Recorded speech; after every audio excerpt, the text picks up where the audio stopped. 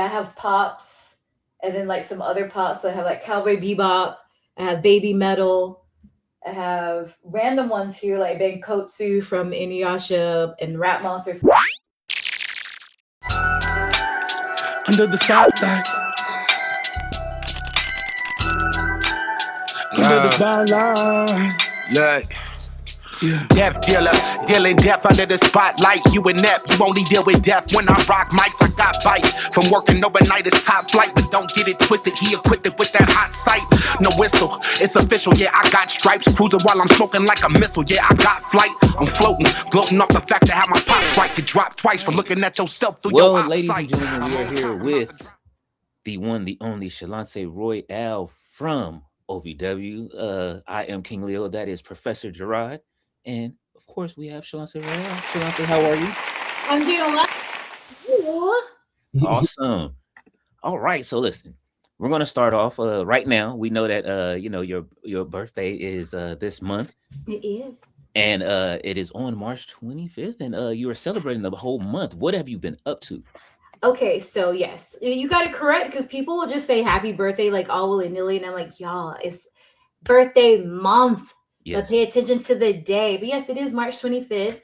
I went out recently and invited fans and friends to come to an event called Invasion that happened this last Saturday. Mhm. So I actually met a couple of fans, and a lot of my friends came through, and we had a really good time. And then afterwards, we went to like some other place where we ate like some sort of like, I think it was like Korean food. It might have just been Asian food in general. Mhm. And then, and what else?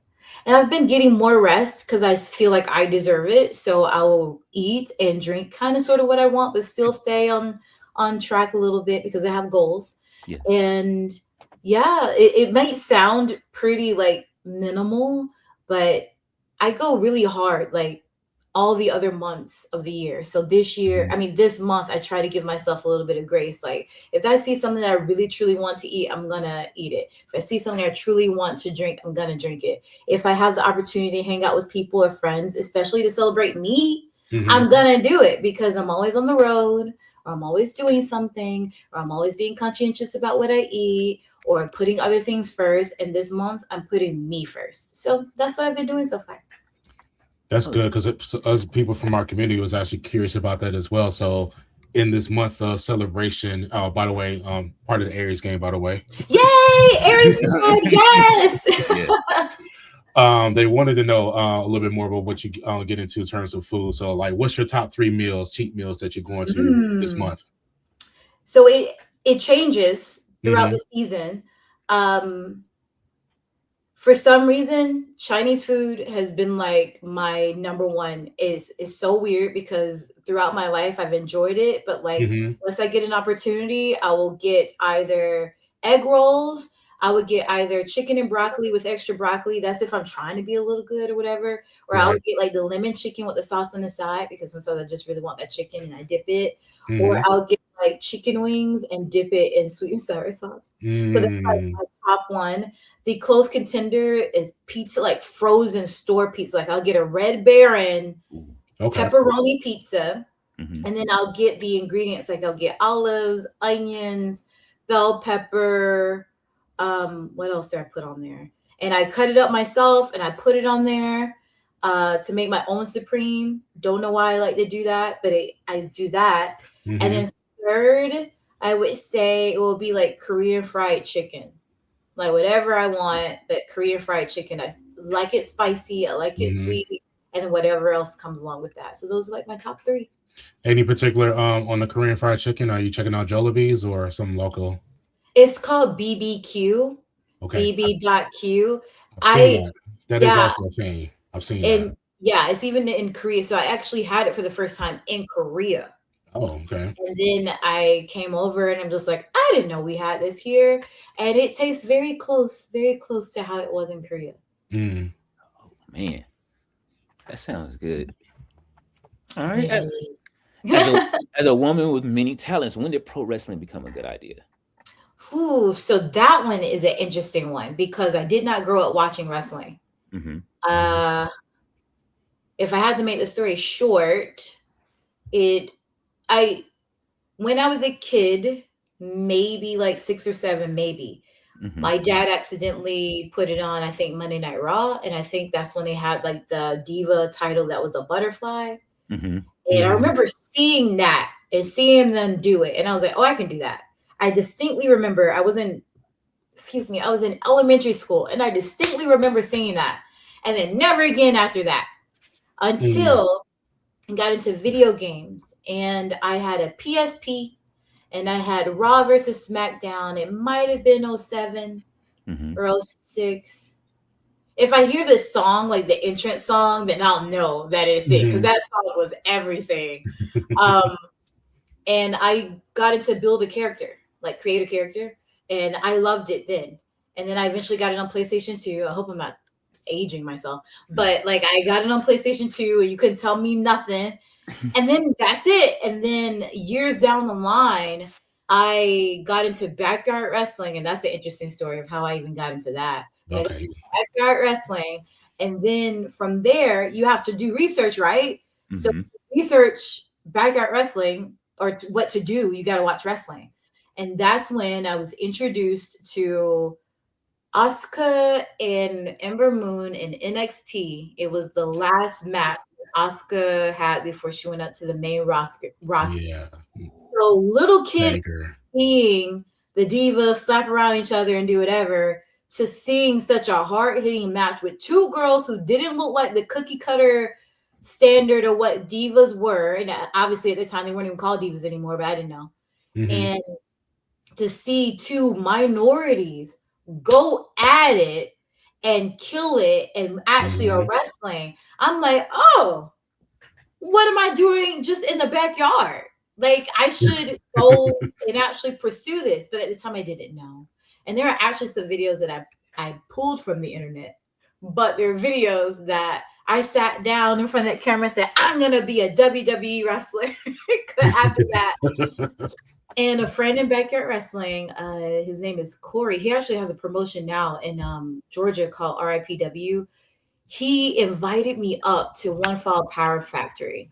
And he's like, you should just come and you won't regret it. And he's not wrong.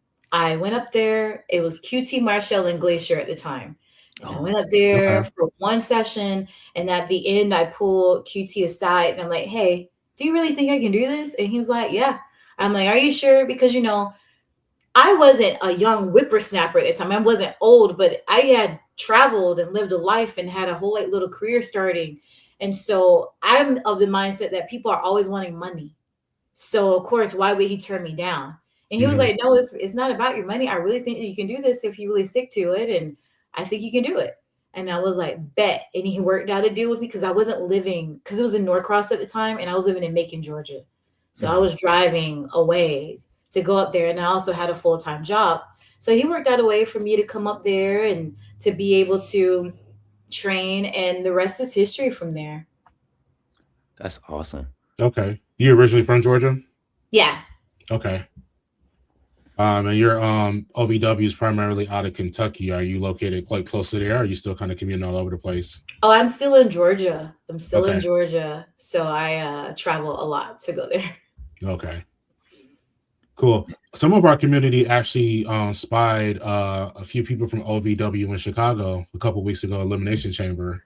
Would you happen to have been up there? I was not. Okay. I was there for the previous day.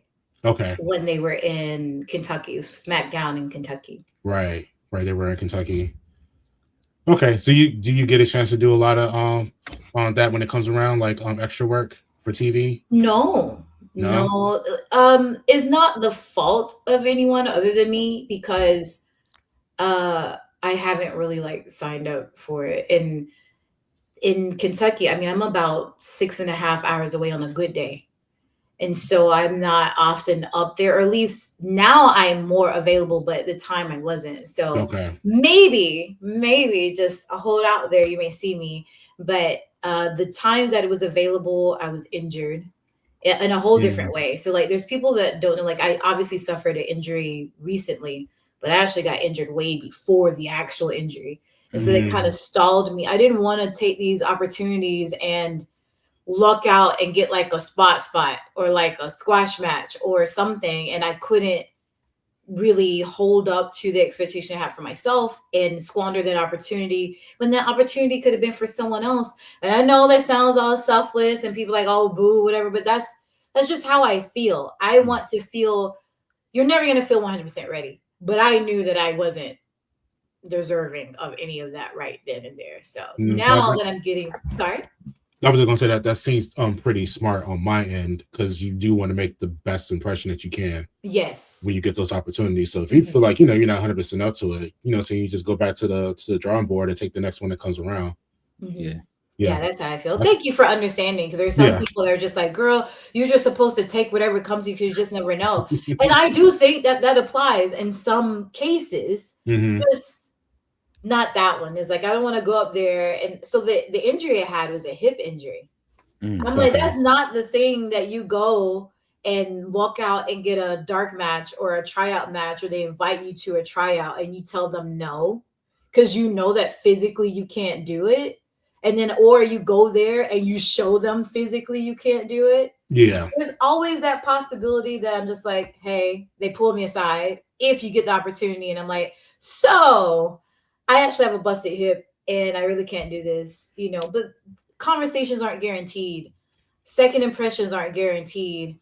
Those moments aren't guaranteed. And I rather just seize the moment, should it come back around, when I know that I can at least perform better than when I was just hobbling around trying to get by. Man, that is definitely what I definitely agree with that. You definitely should, like, you want to be 100% if you want to, show everybody what you have. So yeah, you never really get a second chance on a first impression. So yeah, I completely understand that. And plus, I feel like independent wrestling in general is going to have a great 2026. There's been so many things that happen in these first 2 months. The opportunities are plentiful, in my opinion, from my perspective. So just got to be ready when they come. Exactly. Definitely. And your 2026 is starting off very well as well too, from what we've seen. We like me coming in, watching, being a OVW fan. I'm a new OVW fan. So our first episode, it was your return that day. Really? Oh, that's an amazing episode for it to be your first. Yeah, it was. It really was. It was like, all right, so because our subs, when we all watched together, so it was a thing of, all right, well, what do you guys want to watch now? They're like, oh, well, you guys should check out OVW. So I'm like, okay. So we started watching OVW, and it was the day you returned, and then you came out to the ring, and then when you started singing, I was like, all right, who is this, bro? I was like, yo, all right. And then I remember sending it to my daughter, the clip, because it was just funny. My daughter watches it. She loves stuff like that too. So she's like, oh no, like, yo, this is great. So that was that was like our first introduction to you. And then it was like, all right, yo, she's awesome. So since then, how has it been since you've been back? Like, have you been enjoying yourself since you've been back, and how the stories and stuff like that going for you, so to speak? It's been insane. Like, I didn't expect it to be like this good or this welcoming given the circumstances. Like, if I can be 100% candid, I wasn't sure I was going to keep wrestling. And the Nightmare Rumble on January the 11th was my goal, to like make the return. And I said, when I go out on the ramp, that's going to decide whether or not I'm going to stay and keep doing it. Because if I didn't feel anything, then it was my time to kind of put the boots in the ring. And I was going to talk to Al about that afterwards. I had already had the speech put in my head because I didn't want to cry. I had an email kind of already typed up because I didn't want to cry. And I had people that I wanted to reach out to for like final bouts in the event, because there's just some things I just didn't get to do. Was I 100% wanting to do that? No, but sometimes I just feel like life is life-ing, and you kind of got to go with it. And it had been out for a minute. And so, but life didn't go that way. I did all that preparing for nothing, because I stood out there. I was nervous AF, because what a lot of people also don't know or may speculate, depending on how cruel they are, is that I haven't touched the ring since September of 2024. Really? I didn't go back. I haven't trained. I thought I was 90, maybe 85% sure that I was just going to make an appearance and then just kind of fade. So my brain was like, why am I going to go and do all this? I wanted to. I put something on TikTok where I would go and train and visit people's rings, but schedules and things didn't align. And then it came like a week beforehand. And I'm like, well, I can't go to a ring now. I'm going to hurt. And then I'm going to do a horrible job. So I'm like, well, the professional in me was like, girl, don't you dare. And then the content creator side was like, girl, you just do it and then talk about it later, right? Yeah. And so I was scared. Every move y'all saw me do in that ring on that Rumble was the first time I did it in like years. Wow. And everything. And so I knew I took a major gamble, but that to me solidified like, okay, you should do this. You should go back. You should get the ring rust off. You should do whatever and ease back into it. And I did it. And ever since, like, people like, oh my gosh, you look great. You're moving like you haven't lost a step. And I'm like, I lost a couple of steps, but thank you. And because you know on the inside, like whatever it looks like, like I know. And I watched some of my matches back, I can tell. But like people have been either the response has been so great or ratchetly negative. Like negative to the point where people are like, oh my gosh, you can't wrestle. This is stupid. But it hasn't been that much of that. But it's been like, oh my gosh, we're glad you're back. People are so happy. Like it's been great. People have been hitting me up. There's like my colleagues have been super supportive. That's the thing. One thing I was worried about. Okay. But like because the wrestling business can be very critical, very opinionated, and let's just say very opinionated, very critical. And regardless of like their feelings, like they have been very encouraging. Not one worker has come to me and be like, girl, like sit down somewhere. Not one. They've either been very encouraging for me to either keep going and getting better, or they're just like, girl, you're great. Just keep shining. So yeah, no, like go ahead. You address some. That's just great to hear that you're getting that support. We have heard stories, unfortunately, because of like these dirt sheets or whatever, about how sometimes those locker rooms can get real catty or whatever. So it's just good to hear that you're welcome back into the fold and that they think highly of you. I know as a fan, we think highly of you because you're doing things there that I've never seen before. Yes. You do have a character, and I wanted to ask you about how did we develop the Shaloncé way out character? Like what all kind of goes into that? Because there's a lot going on there. There's a lot of entertainment value, we'll say. going in there. So the name, when I originally debuted, I debuted under my government name, Shalandra Royal or Royale, however you want to say it. Okay. And I was pretty good far as like a woman that had basics. I was trained very well, not to toot my own horn, but I think QT, Marshall, and Glacier did a fantastic job. I knew the basics. I knew how to, like, people want to say, oh my gosh, Shaloncé can't wrestle. I know how to do almost every freaking wrestling move out there. It just turned out that I don't have to right now. But at the time, I could base, like, let's just be realistic. Like, in women's wrestling, especially when I started, we didn't have, especially in the indies, we didn't have the best the reputation of being able to take hits and base for girls so they can do things, whatever. Like you saw good stuff like that in intergender matches or with very, very, very like vetted girls that were in the business for a minute. So I could do all that. And I went to AEW. I was on AEW Dark 6. But first I did the Rumble and nobody knew who I was. And then I debuted at AEW 6 when we actually got entrances and everything. And I was told that I did okay. I didn't stand out, but I didn't crap the bed. And now when I go and look at that match, I know exactly what they're talking about. Beforehand, I was like, no, I'm great. Like, I could do this. They just need to give me a chance because I know that I'm going to work and do it, right? But now that I look at it, I'm like, oh, That was cute.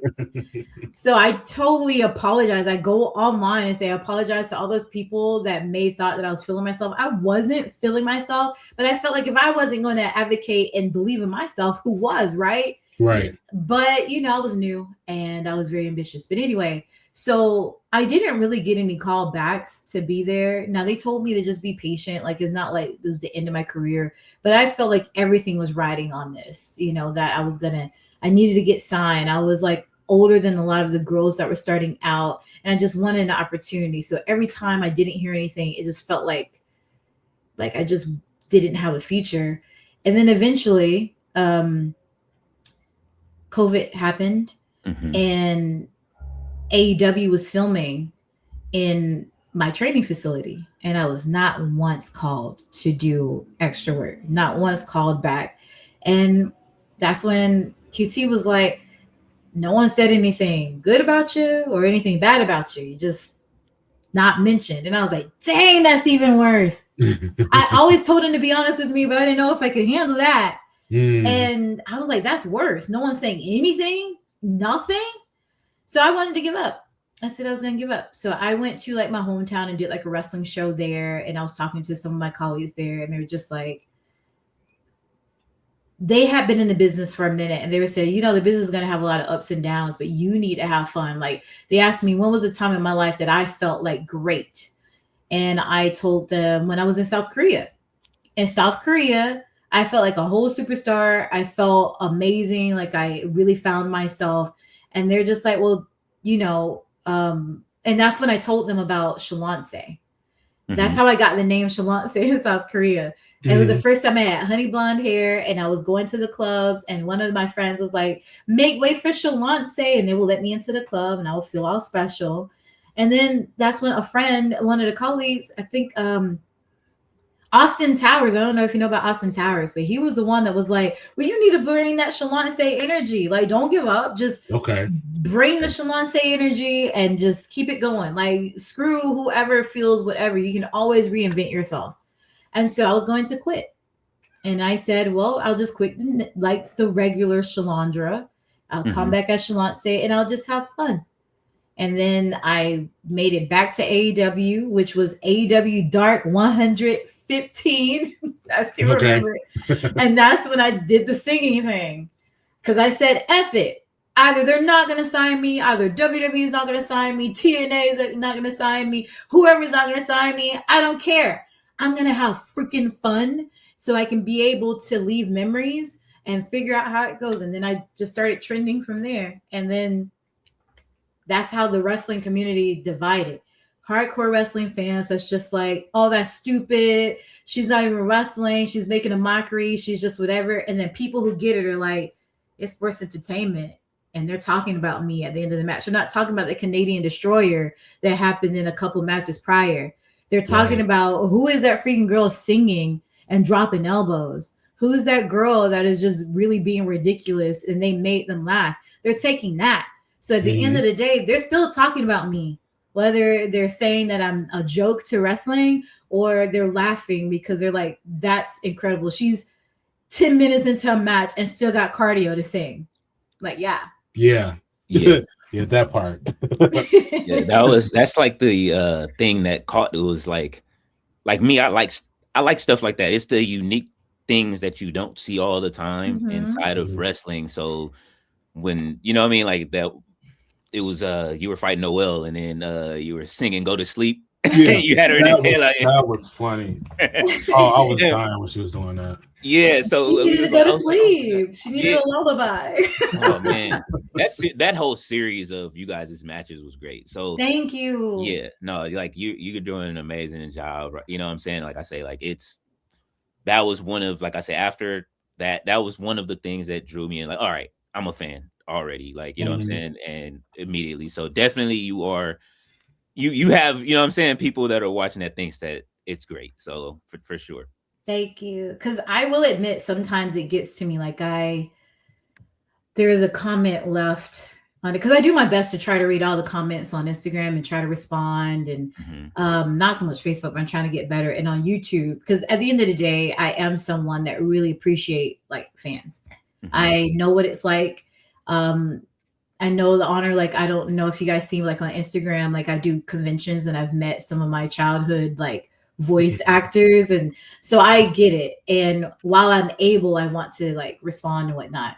But because I do that, I see the good and the bad. And I saw a comment where they were just like, let's be honest, like she's cute and thick, but she's not a good wrestler. And stuff like that sometimes gets to me because I'm like, I'm playing a role. Like, I know how to go if need be, but can you appreciate what Shaloncé is bringing? Like, it's variety.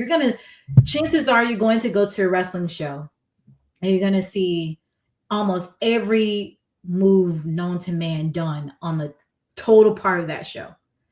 And especially sometimes with women, because we feel like we either got to prove too much or we're not caring. It's usually one or the other. Mm-hmm. So just sit back and be entertained and see how the story goes. Like, I want to tell stories, but occasionally, sometimes I feel like is not appreciated, is not valued, and people think that I'm a joke. And while I want to make you laugh, people don't understand that making other people look good is a skill. I think that when I get into the ring, I really make my opponents look like $1 million. And I think I can look incredible too, but a lot of times I'm really putting over the other person because, again, I'm singing, I'm doing whatever. It's like, it is what it is. But my opponent, in order to not make them look like an idiot, I have to make them look great. And it just upsets me when there's fans that are sitting and trying to bash me instead of understanding I'm a trained opera singer that's able to sing and wrestle at the same time, able to bump and make these people look great, able to tell a story in the ring. They don't appreciate that. So people like you help me feel really good and help me keep going because it's tough. It's really tough because they're comparing me to like Rhea Ripley. We're in 2 different lanes in almost every sense of the 2 different lanes. She's incredible. I love her. If I ever met her, wrestled her, I think I would be deceased. But I'm not in the same category as Rhea Ripley and Trish. No, I'm gonna say Trish. What's her name? The other Trish, but she's not Trish. Tiffany. The other Trish. Even though Tiffany, one of my moves, I'm still salty about that. But yeah, like I'm not in the same category. I don't want to say league. I just want to say category. And there's different like. People want to sit here and say that, but I'm the winner of the Dusty Rhodes American Dream Scholarship. I am the only female to ever hold that to current day. Ooh. Dusty Rhodes wasn't a conventional wrestler. He was a great person on the mic, and he made some amazing memories for a lot of wrestling fans. But he wasn't a conventional wrestler, but you're not going to have people sit here and talk on his name. So I just feel like respect the recipient of that, understand that I'm not the conventional wrestler. I probably won't ever be. I don't know. But respect what I bring to the business. And you can go and talk to anybody else about what they do, like how great their moves are. Respect what I do. That's all I ask. Nah, I've seen you. I got a feeling you can go in the ring. Like I've seen, like, you know what I mean? Just from watching the last, like I say, we've been watching solidly as a community for the last like 7 weeks for sure. Mm-hmm. And so so just so you know, we do a live watch along stream every Thursday. Mm-hmm. Oh, we're watching on with the community on OVW. So yes. So we'll be watching this Thursday. Yes. Oh yeah. Top Dog Thursdays is what we call it. So it's, you know what I mean? Like it's definitely like we been watching along, and it's like we wait for you to come out, or we wait for, you know, all of our favorites to come out. Definitely you and quite a few others. So it's just like we know you can go.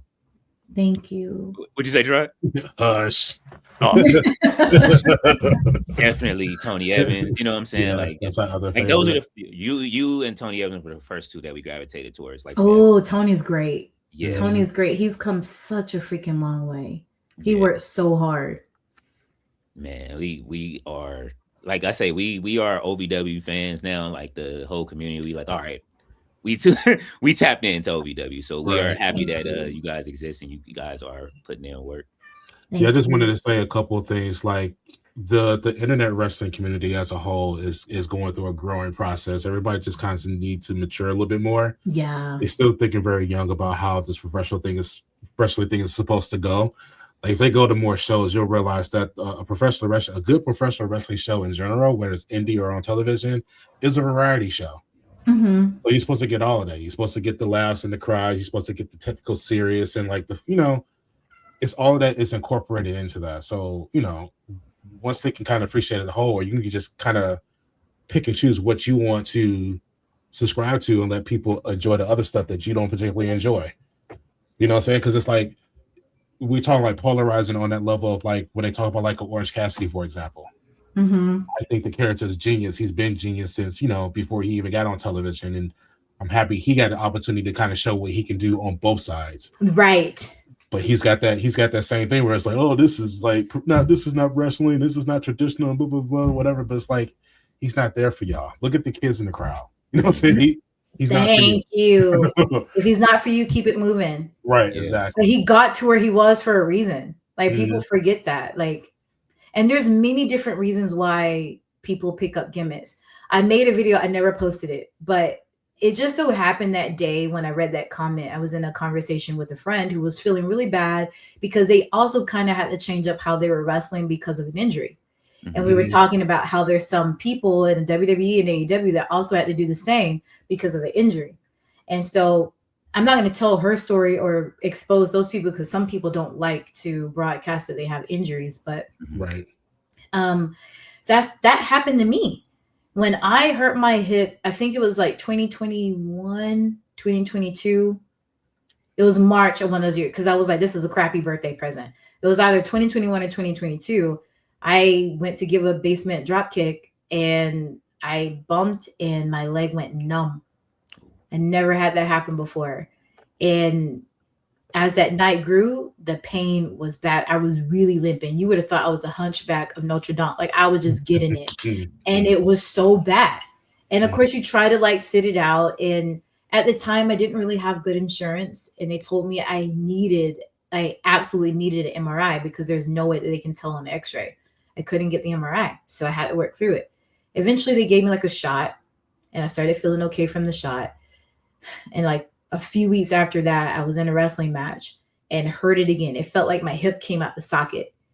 So I had been working through an injury. And I think at the time, the best way to find what date it really was, I was the OVW Women's Champion. Ooh. And when it happened, and it wasn't at an OVW show, it was an indie show. And they put me on this steroid that made me blow up. So then I started gaining weight. My clothes and gear weren't fitting the way that I wanted it to. So mentally and emotionally, I was going through it. And then I couldn't stop the meds because they were making me feel okay. And I was trying to wrestle. And thank God for OVW because I told them, I don't want to vacate it. I want to see if I can work because Al was like, it's going to really teach you how to work, kid. And I did. I think I had a very great storyline up until, I had to drop the title. And I had one of the longest reigns on a busted hip. But there were people that were so cruel saying like how I couldn't wrestle, how I didn't. And I'm like, you don't know that I was really hurt. I was really hurt. I was taking pain pills, everything under the sun. Well, not everything. Everything legal under the sun to try to make sure I went out there and didn't embarrass myself or embarrass OVW. And my career was like going up. So I'm sitting here like, this sucks because I can't rest. I felt like I was going to be forgotten and lost. And that's the main thing a lot of people think about when that happens. And just to look and see like these people are saying this. And so similar happened, but that my shoulder injury is what actually took me out the game. I learned. And then I actually had to get surgery. But people are so cruel and they don't know what wrestlers are working through. Right. I'm still working through a hip injury. It's just way better than it was. I'm working through the ring rust and the cardio, like is not as great as it once was. I'm not always gassed as it looks. Sometimes I'm just really acting and being dramatic, but it's hard after you've been out for a year, like a year or two, almost two, So fans need to understand that they don't know everything that's going on. There's plenty wrestlers right now that are wrestling on an injury And some of them, they're minor and some of them are major. So before they want to critique whether or not someone's lost it or their moveset is boring, like it was said for mine, or that they can't do anything, think about maybe why. Yeah. Take an extra second to just think about it before you get out there and try to be the first one to tweet something. Yeah. You understand that? It's actually a perfect segue to something else we kind of want to ask about now. With all the lessons learned from injury and work-life balance, what does that look like for you in terms of like work-life balance and self-care? What efforts are you kind of putting towards that now? I'm just being very cautious and giving myself much grace because it's difficult. And I would love to say that I perfected it, but my injury, especially with the shoulder surgery, has taught me it's okay to take a freaking break. And it's okay to let people know when you're not okay. And now people are getting a great version of me. I have to say, up until my shoulder injury, I don't think people were getting the best version of me. I was anxious. I was tired. I was at my wit's end. Everything irritated me. I had no time for myself. And I just thought that was normal. And then when everything stopped and I was left with, I did nothing good for my mental. I did nothing good for myself. I'm just stuck. It forced me to really evaluate. So now when I'm tired, I take that time. Now when I want to hang out with people, I hang out with people and I work it around. Like before, people could not hang out with me. You could barely get in touch with me. Every bit of brain power went towards wrestling. And while I can't say I'm 100% like available, I'm taking those times to give myself back something. I'm not going to be too upset about how I look in the mirror. I know that I'm working. I know that it's a process. I take time to stream. I like playing video games. I like cooking. And I'm not apologizing for any of that. I'm not apologizing to anybody because when I was down, I pushed myself to the brink of injury. There weren't that many people that checked on me, helped me out financially. Because remember, wrestling was like my main source of income at that time. Nobody, like not nobody. It was very little people that were there to lift me up. And I poured into a lot of people. And at one time I was very bitter. Now I'm like, things happen. People have to focus on themselves sometimes. People are struggling. It is what it is. I don't have anything against any of those people. I truly value the people that were there. But it just told me, like, put myself first. Other people are doing it and don't apologize. So always find, now my advice is, and what I'm doing, find time for yourself. Understand that there is no true balance. Even if there's social media people that get online and those influencers like, on this time of day, I do this and I do this and I do that. Everybody hits that point at some point. Everyone crashes. It's normal. It's okay to take mental breaks. It's okay to take physical breaks. And I'm still learning where all of that fits. Man. I hope that answered your question. Oh yeah, it's a process, and the fact that you at least realize that, hey, I need to do something for myself. I need to start putting myself first because I wasn't doing it before. I wasn't doing anything.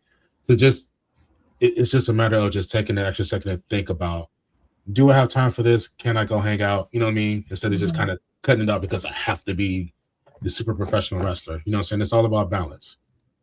Yeah. So it's good to hear that you're incorporating that more into your life. Thank you. All right, you mentioned Rhea Ripley earlier. So, what does a who is a person you would like? What's a dream match for Shaloncé Royale? Oh my gosh, this changes all the time too. The Foxy one, I would love to wrestle her. Okay. She actually reposted when someone said like we should have a match. She reposted it on Instagram. So I'm like, she's clearly feeling the same way. Yeah. So we got to have that. So I'm trying to work to get up to that level to be able to go with her. Okay. I just simply, I would love to say Rhea Ripley, but I just don't know if I do anything in that match. I think I would just simply be squashed. Like I love Rhea, and the moment I see them look at me, I'll just be feeling some type of way. I don't know. Like I just can't. And Mercedes Moné has always been somewhere on the list. And there's quite a few, but if I had to give 3, those would be 3. My top 3. Okay. Oh, CEO, I would like to see that.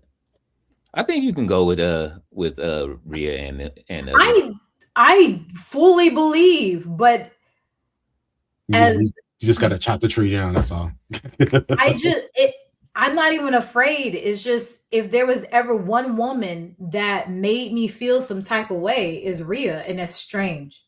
So I don't know how to handle that because that's not typically what I go for. But Rhea, if Rhea told me to sit down, I would. I'm just like, where?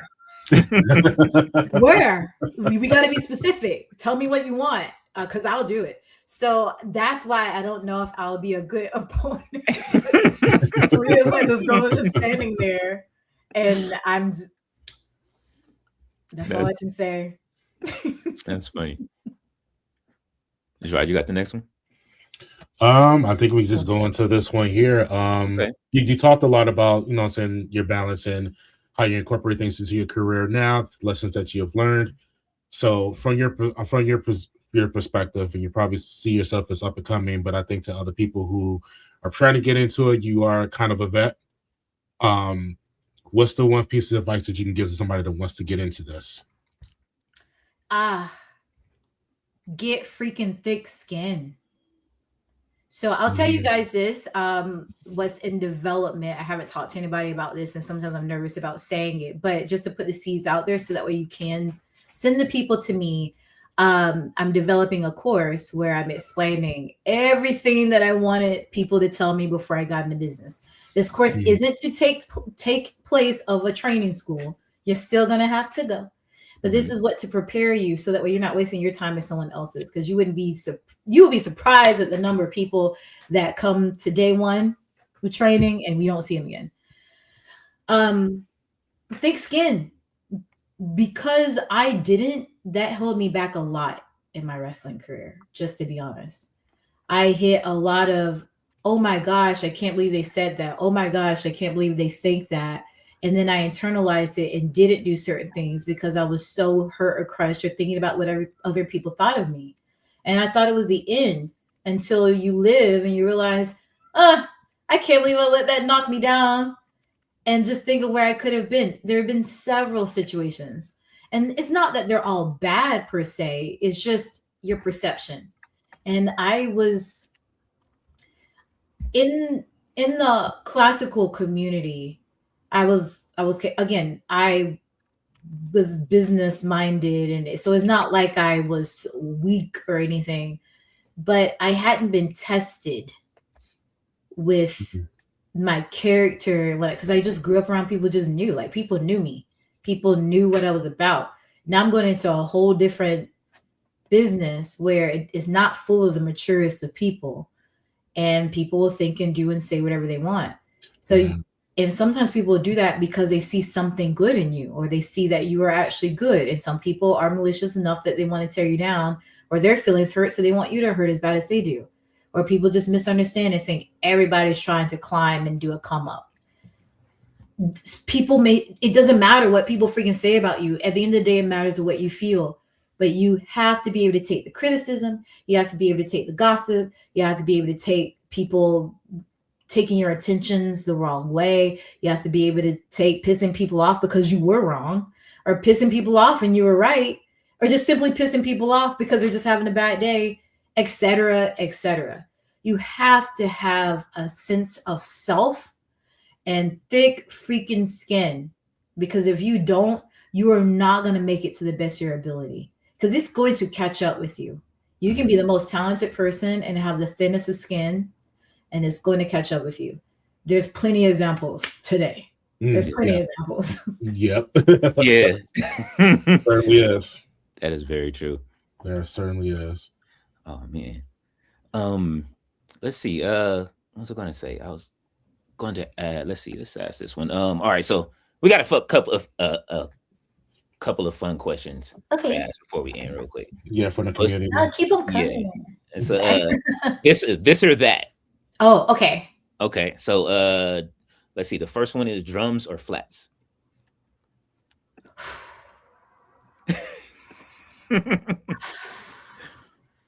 Ooh, because it just depends. Everything, I have a method for everything. It depends though, but I would say drums. Okay. Okay. All right. Grits, sweet or savory? Savory. All right. Correct. Nighttime or daytime? Nighttime. Okay. And Fresh Prince or Martin?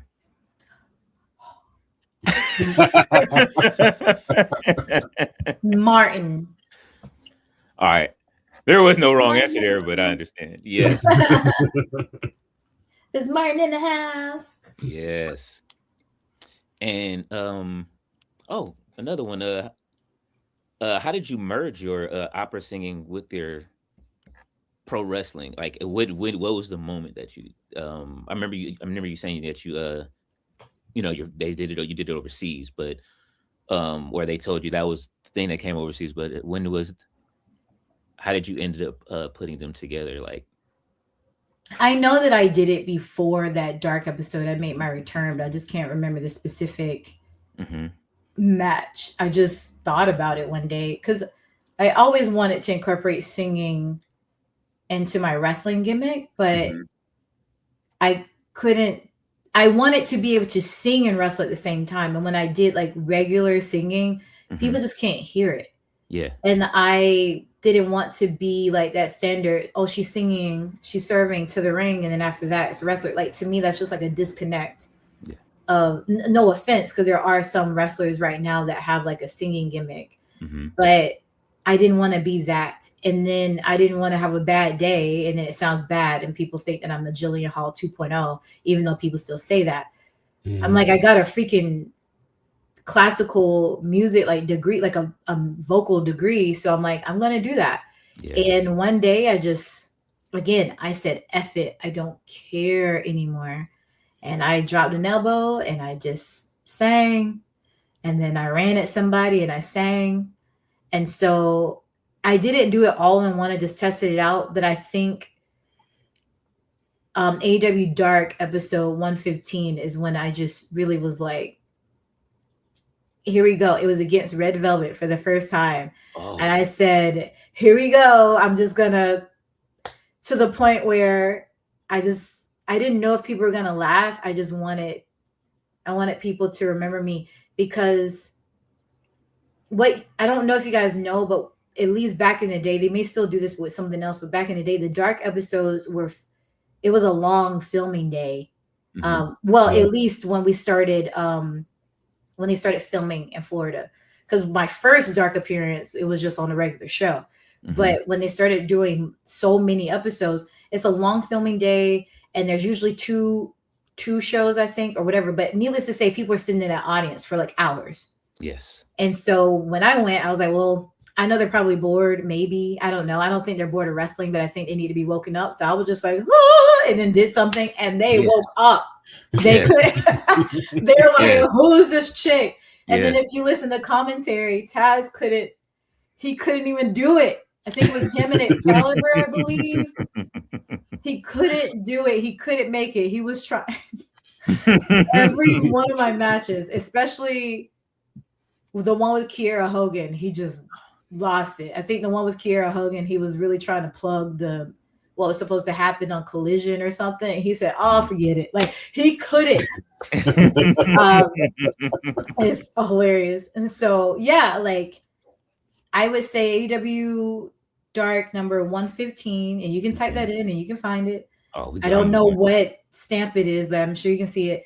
That is when the full-blown opera beast was born, because people actually liked it. And I was like, bet you're gonna get it. Oh, that's awesome. Between what we're into in terms of like just entertainment in general and like hip hop and stuff, all of these stories that we've heard that start from that fuck it moment. You know what I'm saying? Like, fuck it, we just gonna do it this way. You know what I'm saying? How many success stories that we have heard? This is the thing that I always say interests me in like these come up stories, and the reason why I like doing these interviews now, because like seeing that tipping point, how it started and where it's gonna go. I am sure that Shaloncé Royale, the brand, is has a big star, has a big bright star out there in the future. Yes. Thank you. I'm trying. And it's so weird. It's so weird because it literally is like the effort moment. You're like, what do I have to lose at this point? Because I felt like I already lost a lot.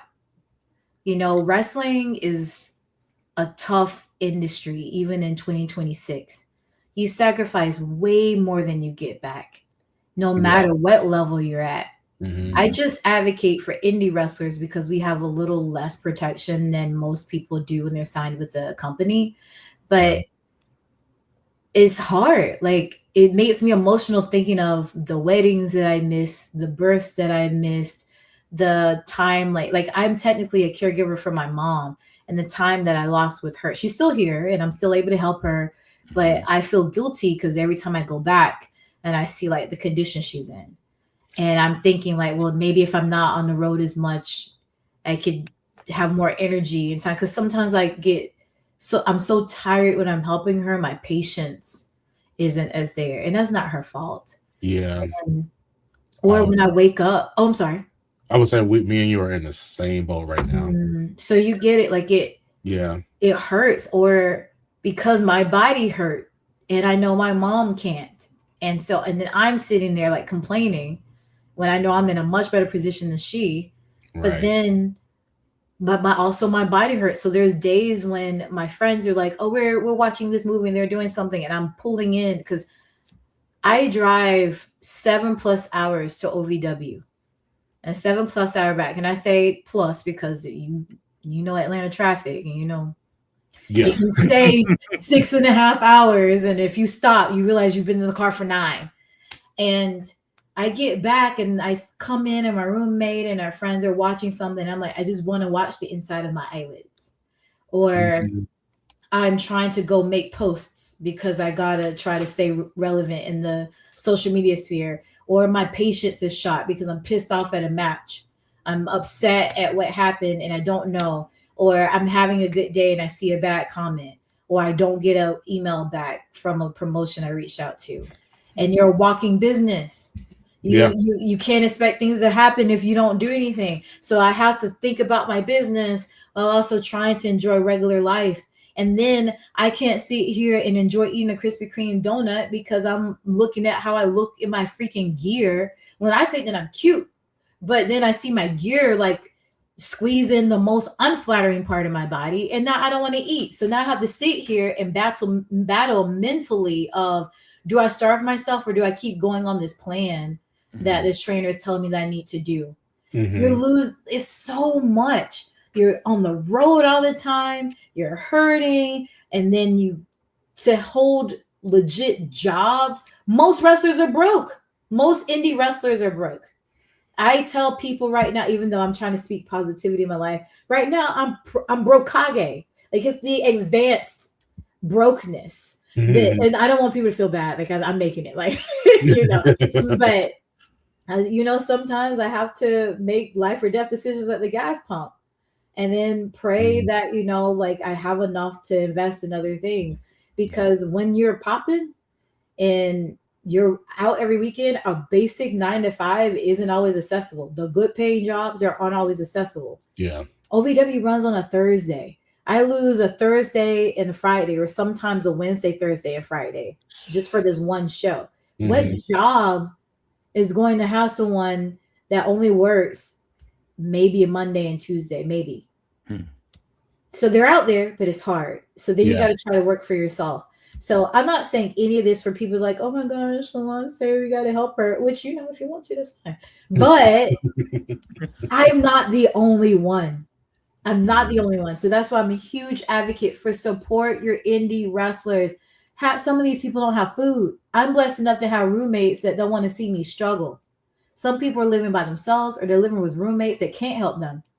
My roommates may not always be able to help me, or like some people are injured right now. When you don't see someone post, you don't see your wrestler taking bookings, maybe they're hurt. Maybe buy their merch. Maybe drop them a donation, because their main source of income, most likely, their main source of income is gone. So the fans are so important. Look, we're not trying to milk everybody. And I'm sorry that I'm going on this little tangent about it. We're not trying to just milk and live off of the fans. We're just saying that we're putting our bodies and our life on pause for your entertainment. And some of us will never see the light of day at a major wrestling promotion. Some of us might not even make it long enough to really even have a name on the indies. So at least make this journey somewhat more enjoyable when you show up to the shows to support. You buy that ticket, that helps. You're retweeting, resharing, reposting our content, that helps. You watching our content, the watch hours and everything. Heck, we might get monetized on social media. All that helps. It doesn't always take money to support us. Just support indie wrestlers. Just do that. And you guys are doing that. Y'all are giving us a platform, and I'm truly thankful for that. But there's other people that are just like, oh, they got it. They're getting paid from these shows. You know, the average male wrestler on the indies is probably getting $25. Probably. There are girls that take that too, but because there's a lot more men than women and they don't want to pay, they're getting $25. That's not even enough to handle a basic copay without insurance for the emergency room if they get hurt. Right. And merch, it takes money to make money. You got to have the money to provide the merch. Yes. So that's a struggle. And so like just know that there's a lot that we go through that we don't openly complain about, because who wants to hear that? Well, I'll say it for my brothers and sisters. Like, it's rough, but having people who care really helps. And guys like you, like, it really helps. So thank you. Listen, you're very welcome. There you go. Internet wrestling community, there's the blueprint. So you wonder where your people at or why they're not on TV or whatever, buy 10,000 t-shirts. Yeah.